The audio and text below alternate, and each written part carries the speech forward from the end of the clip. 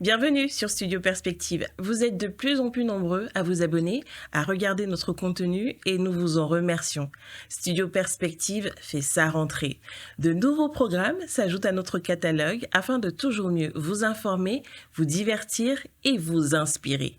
De nous à vous, bonne rentrée et surtout, bon visionnage.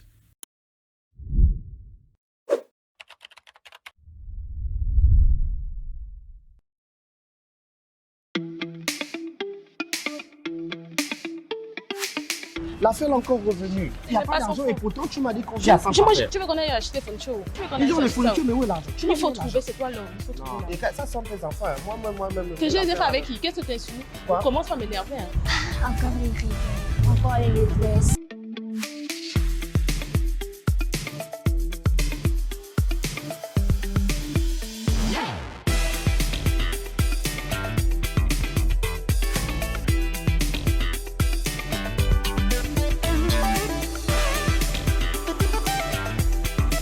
Oh, mais chérie. Pour l'instant, c'est pour rien. Mais oui, mais attends, tout ça seulement à ce petit prix là. Cette année. Centre affaires, c'est vraiment Longori. Allez les enfants, on y va. J'étais parce que j'avais déjà nié les enfants là. Hein. Qualité, choix, proximité. Vive la rentrée chez Centre Affaires.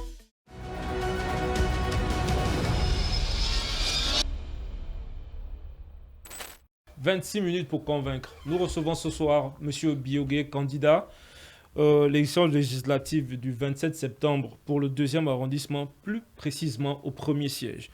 Monsieur Biogué, bonsoir. Bonsoir, monsieur Ona. Bienvenue dans les studios Perspective, pour cette émission. Merci. Comment allez-vous? Tout doux et vous-même? Je vais très bien. Donc tout de suite, de fil en aiguille, on va attaquer le poisson.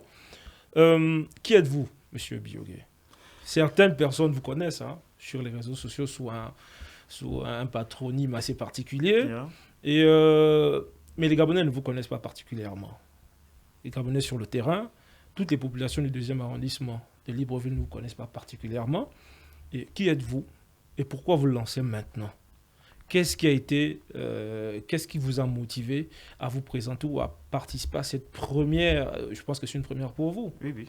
Qu'est-ce qui vous a motivé et qu'est-ce que vous allez apporter en plus aux populations du 2e arrondissement? D'accord, c'est de ma foi, ça fait exactement 5 questions pour une première question, mais bon, on va essayer d'aller vraiment de fil en aiguille. Ok, Ronald Ponce Biogué, Gabonais de père et de mère, né d'un père Sépiani Fan et d'une mère Fan, enfant du 2e arrondissement, né et grandi là-bas. Je fais mon cursus scolaire, enfin dire, j'ai eu mon CEP à l'école publique Sainte-Marie. Okay. Ensuite, je vais à Kouaben où je fais 7 ans de ma vie. BPC, bac en poche. Je m'inscris en faculté de médecine ici au Gabon. Malheureusement, ça ne se passe pas bien à cause des grèves, donc je décide de partir, de quitter le Gabon. Je vais en Afrique du Sud, où je fais aussi 7 ans. Je sors de là avec un bachelor en biochimie, un bachelor en biomédecine, option biochimie clinique, donc tout ce qui est laboratoire, etc. Durant mon parcours, mon temps de vie en Afrique du Sud, on va dire, j'ai également été présent dans la vie associative. J'ai été secrétaire général de l'association gabonaise des étudiants de Pretoria. J'ai également été président intérimaire de cette association parce qu'il y avait eu une période où c'était un peu un petit couac. J'ai également été, pour le compte toujours de l'association des étudiants de Pretoria, dans la commission électorale pour pouvoir élire un nouveau président. Au-delà de ça, pour ceux qui connaissent sur les réseaux sociaux, comme vous avez dit, le fils d'Ernest, je tiens juste à rappeler que Ernest, c'est mon père, donc moi je suis le fils, c'est juste un hommage comme ça. Donc j'ai également créé mon média en Afrique du Sud, qui n'a pas tenu longtemps, faute de moyens. Donc c'était l'AMTV. Donc en gros, on va dire que pour pouvoir dire ce que vous avez dit, que les Gabonais ne me connaissent pas, peut-être certains, et donc là, vous me donnez l'opportunité de le faire. Je pense qu'après cette présentation sommaire, ils savent maintenant qui je suis. Si on veut aller dans le deuxième volet de votre question, sinon à votre deuxième question, pourquoi maintenant? C'était bien ça? Oui, pourquoi maintenant? Pourquoi maintenant? À cette question, j'ai envie de dire, pourquoi après? Quand on dit pourquoi maintenant, pourquoi après alors? Pourquoi après? Pourquoi maintenant? Parce qu'il faut forcément commencer quelque part. Il faut forcément commencer un jour. J'ai toujours été dans la dénonciation, d'accord? Parce que j'estimais que ce qui se faisait, ou du moins ce qui se fait toujours, n'est pas forcément en accord avec ma vision de faire de la politique, ma vision de gérer la cité, parce que justement, par définition, la politique est l'art de gérer la cité. Donc, et vu que ce n'était pas en accord, je me suis dit, à bout d'un moment, il va falloir cesser de critiquer, cesser d'émettre des avis là où ça n'a pas forcément écho. Parce que comme je vous ai dit, à travers mon média Elam, vu que j'étais également le rédacteur en chef, donc c'était ma plume qui s'exprimait à travers Elam pour pouvoir faire passer des messages. Aujourd'hui, sur les réseaux, du lundi au vendredi, j'anime des chroniques. Avec ma plume, je fais passer des messages. Mais est-ce que c'est au bon endroit pour le faire? Peut-être que oui, ça peut impacter. Avec la force des réseaux, on voit ce que ça peut donner. Mais encore plus, on peut aller plus loin. On peut se dire, on va à l'Assemblée, on porte un projet, on va à l'Assemblée et là-bas, si jamais on est élu, ce qu'on a commencé à faire en n'ayant même pas l'immunité, quand on sait très bien ce que ça peut coûter au Gabon, on pourra le faire encore en mieux. Donc en gros, voici un peu la motivation derrière de me dire que, écoute, tu as assez parlé, tu as assez observé, d'accord? Parce que pour observer, j'ai beaucoup observé même. Tu as assez observé. Est-ce que ça te dirait, toi-même, d'être aujourd'hui un acteur majeur dans la prise de décision de ton pays?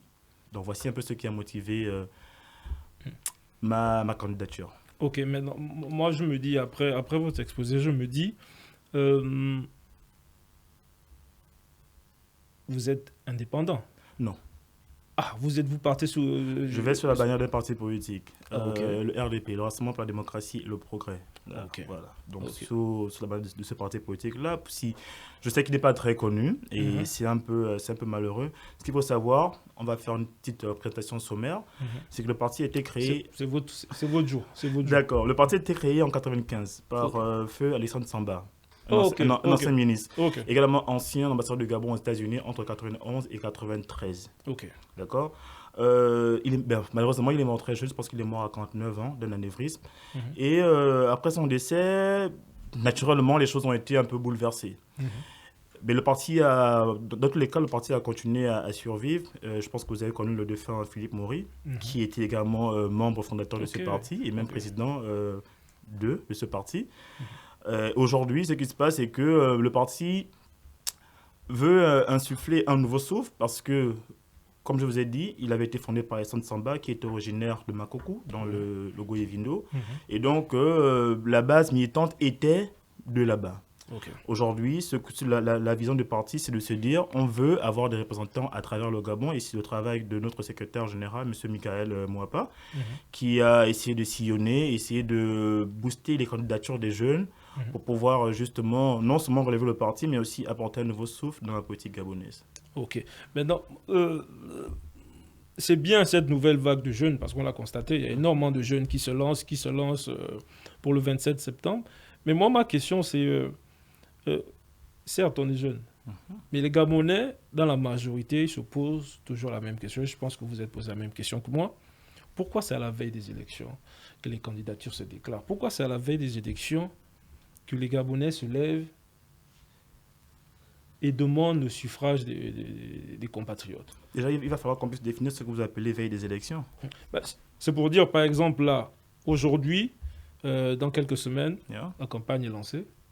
C'est là où vous déclarez, vous vous exposez, vous vous présentez au vu et au su de tout le monde.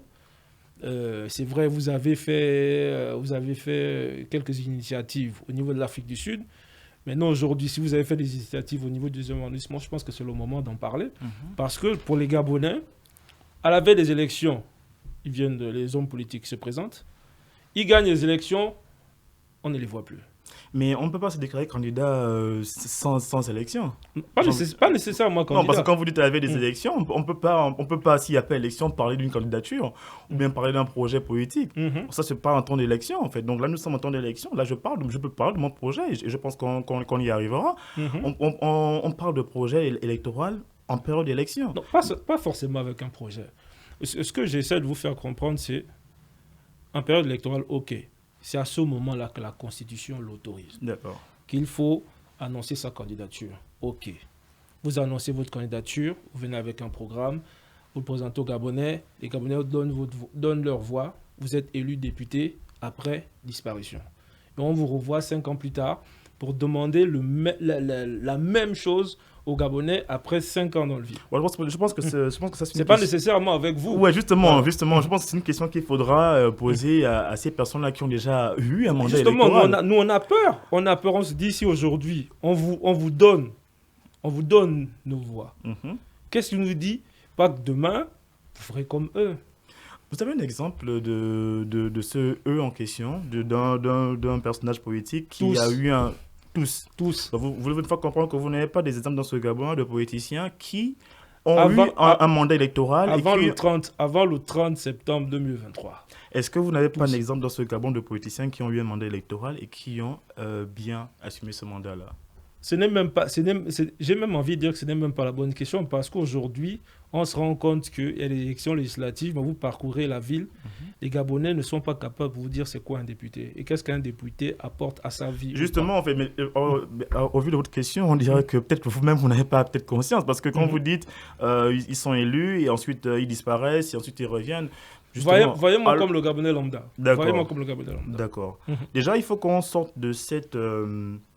j'ai envie de dire, de ce cycle. Parce que c'est, pour moi, désolé du terme, c'est un cycle de bêtises où on considère que le député, c'est celui-là qui viendra faire les routes, les ponts et les hôpitaux, etc. Tous ceux qui vont en campagne avec ça, ce sont des menteurs. Donc ça, il faut que les gens le sachent. Et c'est aussi un peu dommage parce que, pour le compte de la 5e République, le pouvoir, sinon le rôle même du député, a été... On lui a un peu retiré ses pouvoirs, en fait. Ah, ça, on ne savait pas. Voilà. Ça, non, si vous avez voté au référendum, normalement, vous savez, parce que vous avez lu la Constitution, donc normalement, vous savez. Mais, ici, le rôle du député, il fait quoi? Il propose les lois, il vote les lois, il consent l'impôt. Voici son rôle. Donc, tout ce qui se passe dans un pays, c'est selon la loi. Donc, cette loi-là, qui est au centre de ça, c'est le député. Aujourd'hui, par exemple, si on se dit, OK, d'accord, je ne peux pas être dehors et puis fumer du cannabis, c'est parce qu'il y en a qui ont décidé que, bah, écoute, cette substance-là, elle est prohibée. Donc, c'est le député qui gère ça. Donc, c'est parce que, justement, je veux être au cœur où se prennent les décisions en termes de loi que je me suis dit, autant aller aux élections législatives et de là, parce que tout ce qui se fait, comme je le dis encore une fois, c'est selon les lois. Et mon projet... Le projet que je tiens à porter, c'est parce que je sais que si les lois ne sont pas réformées, ce sera toujours le désordre, en fait. Les gens vont toujours continuer à se plaindre. Toujours et toujours. Donc, si ça arrive, que je suis élu, et que le projet que je porte, selon les lois que je veux modifier et changer, à ce niveau-là, je pense qu'il y aura quand même un peu moins de plaintes. Donc, en gros, ce n'est même pas forcément axé sur le deuxième arrondissement, parce que si ça passe, bah, c'est tout le Gabon qui va en profiter, peut-être même vous aussi, et moi aussi d'ailleurs. Donc voilà. Justement, arrivons-en au projet. J'ai envie de dire, en fait, vous vous présentez, OK, vous êtes élu demain, sachant, vous vous rappelez quand même du score du 12 avril 2025. Là, on reste vraiment dans les faits. Vous allez sous la bannière d'un parti, on l'a compris. Comment allez-vous faire changer les lois, modifier les lois ou inscrire de nouvelles lois? Peut-être que la loi Biogé naîtra demain, mais comment vous allez le faire si vous n'obtenez pas, par exemple, la majorité au niveau de l'Assemblée nationale? Mais déjà avant, ce serait bien déjà de décliner au moins une grande... En termes de majorité, la majorité c'est juste une affaire de parti politique. Clairement. Un parti X a peut-être 30 députés, un parti Y en a 40, un parti Z en a 5. D'accord, ça c'est juste en termes de nombre, on les classe selon leur parti politique. Maintenant, la majorité à laquelle selon ce que moi j'entends, c'est une majorité qui se veut populaire. Qu'est-ce que j'entends par là? C'est-à-dire ce que moi je vais proposer, normalement, tout Gabonais devrait l'accepter. Refuser ça, c'est être contre les Gabonais simplement. Voilà. Maintenant, pour arriver à ce que je veux proposer, moi je veux être axé sur la revalorisation des salaires et revoir les conventions qui ont été signées. Revalorisation des salaires au palais du SMIC? Même pas du SMIC, pas du tout. Je vais prendre un exemple simple. Monsieur Ona, la convention du commerce dans ce pays a été signée en 2004. Donc la grille des salaires de base pour le secteur privé, du moins certains secteurs d'activité non privée, ça a été signé en 2004. Nous sommes en 2025, ça fait 21 ans. Donc cette grille de salaire-là est encore appliquée aujourd'hui. Alors que les réalités de 2004 ne sont plus les réalités d'aujourd'hui en fait. Qui aujourd'hui prend encore le taxi à 100 francs au Gabon? Personne. Même un exemple, on va dire un peu banal, qui mange des gâteaux de 100 francs et est rassasié aujourd'hui? Plus personne, parce que même au niveau des gâteaux, les dames, elles ont réduit la taille vu que la farine coûte cher. Donc, cette grille de salaire-là a été signée, rédigée en 2004, et elle est encore appliquée aujourd'hui. Vous avez des gens qui peuvent avoir un niveau master, mais vu que vous appartenez à une certaine catégorie, vous payez 250 000 francs en fait. Votre niveau d'études n'a rien à voir avec ça. Donc, la convention de collectif de commerce est insérée dans le Code du travail. Je pense que c'est l'article 131 ou 130. Je ne sais pas si je ne me trompe pas. Donc, elle est insérée dans le Code du travail. Donc, quand je parle de majorité, quel Gabonais va venir dire sur un plateau, que ce soit sur Perspective ou quelque part, qu'il est contre le fait que M. Biogé propose qu'on puisse revoir ça? Qui pourra le dire? Le dire, c'est être contre les Gabonais. Moi, c'est ce projet que je porte. Comment comprendre qu'en 2004, on a eu des élections en 2005, n'est-ce pas? Il y a eu une assemblée en 2005. On a eu des élections en 2009, après la mort de Feu Omar Bongo. On a eu des élections en 2016. On a eu des élections en 2018. D'accord? On a, oui, 2018, on a eu des législatives. On a eu des élections générales en 2023. Je n'ai entendu personne le dire. Proposer ça, qu'il faut changer ça. Personne ne l'a dit. Personne. Vous avez des étudiants, ils terminent les études, il fait 5 ans de master, il rentre au Gabon et il arrive. Soit s'il est au chômage, ou alors il va se trouver dans un taf où il doit avoir 170 000 francs par mois. C'est parce que c'est une grille qui est dessinée en 2004 par des personnes qui ne vivent même plus, qui vous font encore subir ça aujourd'hui. Donc pourquoi un vivant va subir la décision d'un mort depuis 2004? Non. En 21 ans, il s'est passé beaucoup de choses. Donc, voici ce que moi, je veux proposer. Ça, c'est un premier aspect de mon projet. Sur un autre plan aussi, je veux imposer un quota pour les stagiaires en entreprise. C'est-à-dire, aujourd'hui, au Gabon, une entreprise a même pas le devoir. Elle a l'amabilité de prendre 5% de stagiaires par rapport à leur effectif. D'accord? Donc, c'est même pas imposable. Si vous voulez, vous faites. Si vous voulez pas, vous ne faites pas. Personne ne vous mettra en prison pour ça. Il faut que ça soit désormais imposable aux entreprises. Même pas 5%, 10%. Selon leur effectif. Vous voulez des gens formés, mais vous ne les formez pas. Et ces stagiaires-là, on veut imposer également qu'ils soient rémunérés. Parce qu'un stagiaire, c'est un actif. Un stagiaire, c'est un actif, en fait. Les travailleurs d'aujourd'hui, ce sont les stagiaires d'hier. Donc, un stagiaire est un actif. Il doit être rémunéré. Il faut que les lois soient revues ou vues de manière à ce qu'un quota soit imposé aux entreprises. Vous ne pouvez pas avoir des entreprises qui sont jusqu'à, on va dire quoi, 500 employés, et ils n'ont pas une pression sur eux pour embaucher, prendre des stagiaires. Nous sommes dans un pays où on vous parle de 2029, arrêt d'exportation de manganèse. Mais les entreprises qui exportent le manganèse ou bien les entreprises sous-traitantes, ils n'ont pas une épée de Damoclès sur la tête pour leur dire que, écoutez, vous devez forcément former les Gabonais. Pourquoi pas? Il faut imposer ça aux entreprises. Pour moi, on doit revoir les salaires. Cette grille de 2004-là, elle est complètement has-been. On doit la revoir. On doit augmenter les salaires de base des gens, de manière à ce que quelqu'un ne puisse se lever un matin et gagner 250 000 à la fin du mois. Quand on sait le coût de la vie à Libreville, on doit revoir ça. On doit revoir, imposer les stagiaires aux entreprises. Donc voici, c'est un peu ça mon projet. Et encore une fois, si quelqu'un dit qu'il est contre ça, il est contre tous les Gabonais. Mais ça revient à ce que je vous disais tout à l'heure. C'est qu'aujourd'hui, nous sommes on va dire, la campagne démarre le 17 septembre, de façon officielle, mais il y a un gros souci en termes d'éducation des masses. Parce qu'aujourd'hui, les Gabonais ne savent pas c'est quoi le député, c'est quoi le rôle du député. C'est ça qu'on se retrouve face à des candidats qui viennent proposer le ciel et la terre en termes de perspective. En attendant, ce n'est pas leur rôle. Moi, je pense qu'aujourd'hui, quand même, les Gabonais sont assez agréables. Monsieur Nana, moi, je suis très franc. Je vais sur le terrain, j'ai fait des porte-à-porte en pré-campagne. Et quand je parle avec des gens, moi je suis arrivé sur le terrain une fois à Cocotier, et je rencontre un jeune qui me dit écoute, nous on a été approchés par un conseiller du président, donc ça va être un peu chaud et tout ça. Bon, il a cité le nom du conseiller, mais je ne peux pas le dire ici malheureusement ou heureusement. Et moi de dire à ce jeune, écoute, tu choisis. Soit tu accompagnes le conseiller du président, il sera toujours conseiller, et toi, tu seras toujours pauvre. Donc, c'est comme avait dit Thomas Sankara. Qu'est-ce qu'on veut? Est-ce qu'on veut l'eau potable pour tout le monde ou du champagne pour une certaine classe? Vous choisissez, en fait. Aujourd'hui, moi, je pense que c'est pas parce que je sollicite la voix des Gabonais que je vais essayer de faire dans le politiquement correct au niveau de mon langage. On vous met face au fait de vous dire que, bah, écoutez, c'est maintenant à vous de décider, et vous seul, en fait. Après, si par la suite, moi, je suis pas élu, pas grave, je vais continuer on va dire quoi, à revendiquer comme je le fais. Mais pour l'heure, il s'agit d'aller revendiquer là où la voix donne écho. Donc, je ne pense pas qu'il y ait encore une grande majorité de Gabonais qui sont là pour dire ils vont être derrière un député qui va dire qu'il va construire des routes et des ponts, non. Et ce qu'on devrait même plutôt craindre, c'est l'abstention. Sur le siège que je brique, aux dernières élections, il y a eu 18% de taux de participation. Wow. 18%. Sur plus de 9000 électeurs. Ça veut dire que même un candidat qui peut avoir 250 voix, il peut gagner. Alors que le corps électoral, c'est 9000. Donc il faut par contre lutter contre l'abstention.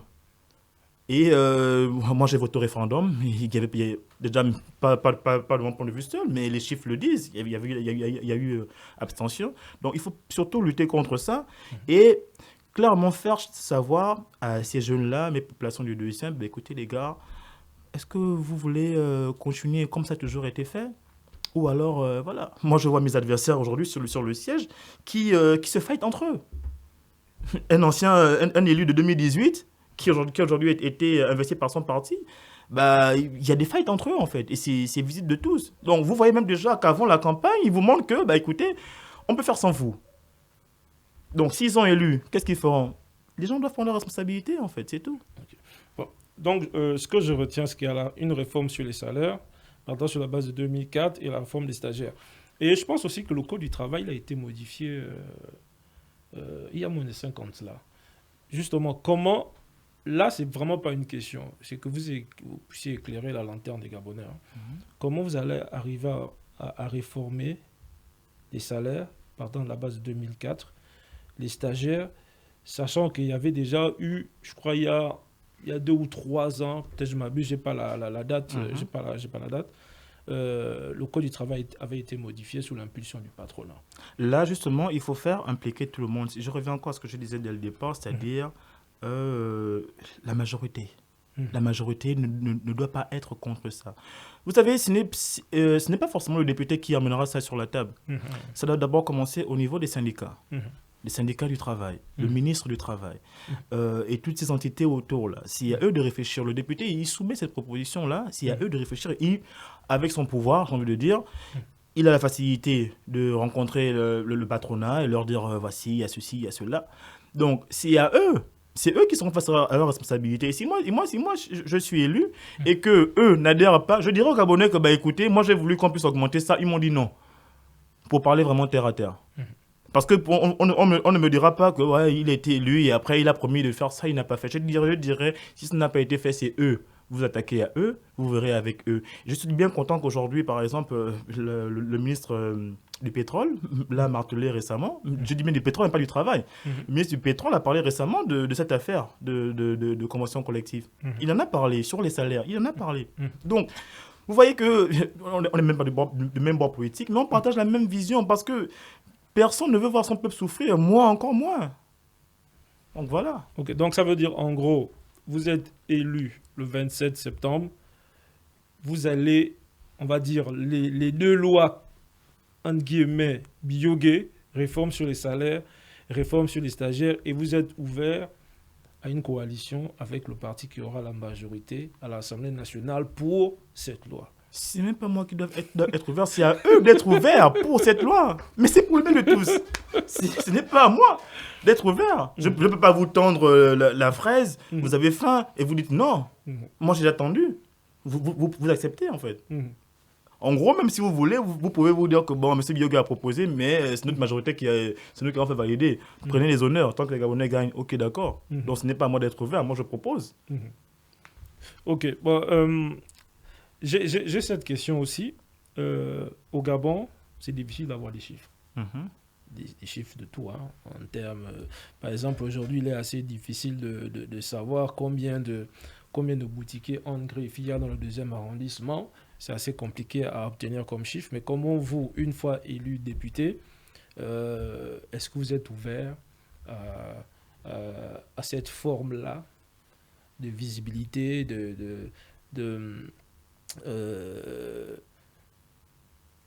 est-ce que vous êtes ouvert à faire un point périodique avec les habitants de votre circonscription? Pour Par exemple, vous êtes parti sur la base d'une réforme sur les salaires, réforme sur les stagiaires. Je pense qu'il n'y a pas que ces deux réformes-là. Ce sont les principales. Ce sont les principales, ok. Mais est-ce qu'aujourd'hui ou demain, comment vous, aujourd'hui, on va vraiment aller terre à terre. Aujourd'hui, un député, parce que moi, je vais aller sur l'expérience qu'on a tous. Nous sommes tous Gabonais. On a cette expérience-là, on ne sait pas à quoi servent nos députés. Nous, on sait c'est quoi un député. Mais, lorsqu'ils sont aux affaires, on ne voit plus nos députés. Ils gèrent des circonscriptions électorales. On voit des émissions à la première chaîne de télévision, des sessions au niveau de l'Assemblée nationale. On ne sait même pas de quoi il s'agit. On ne sait pas sur quelle base ils votent. On se rend compte qu'ils votent des lois même sur la base du parti politique et pas nécessairement en fonction des aspirations du peuple. Des aspirations du peuple, etc., etc. Mais aujourd'hui, je pense que vous l'avez dit si bien, les Gabonais ne sont plus aveugles. Est-ce qu'aujourd'hui, vous êtes ouvert à faire un point année après année, tout le long de votre quinquennat, je pense que comme ça on dit. Je viens de le dire, monsieur, peut-être que vous n'avez pas suivi, mais je vais me répéter. Quand je disais que si, lorsque je propose, ça ne passe pas, je viendrais dire aux Gabonais que, écoutez, moi j'ai dit, ils ont refusé. C'est un point que j'ai dit. Donc, c'est aussi pour me couvrir en disant, écoutez, je vous ai dit que quand j'irai là-bas, je ferai ça. Et que je suis parti, j'ai proposé ça. Ceux qui sont majoritaires ont dit non. C'est un point. Quand on va voter le finance, je dirai que, écoutez, ils ont dit ceci. C'est un point, en fait. Il y aura bien sûr de réserve. Mais en tout cas... Le point, ça fera sous quelle forme? C'est plus à ce niveau-là. Ce sera un point en ligne, un live Facebook. Pas nécessairement, même en tant que causerie. On parle avec les populations impactées de mon arrondissement. Et puis d'autres candidats aussi pourront le faire avec ceux de leur arrondissement. On ne sait pas. Monsieur Biogué, vous avez 30 secondes pour parler aux Gabonais qui vous regardent maintenant, les habitants de votre circonscription électorale, face à la caméra. 30 secondes, ce sera même trop long. Je vais juste vous dire, se taire ou agir, vous devez choisir. Merci beaucoup, Monsieur Biogué. Nous avons reçu Monsieur Biogué 26 minutes pour convaincre sur Studio Perspective. Merci beaucoup.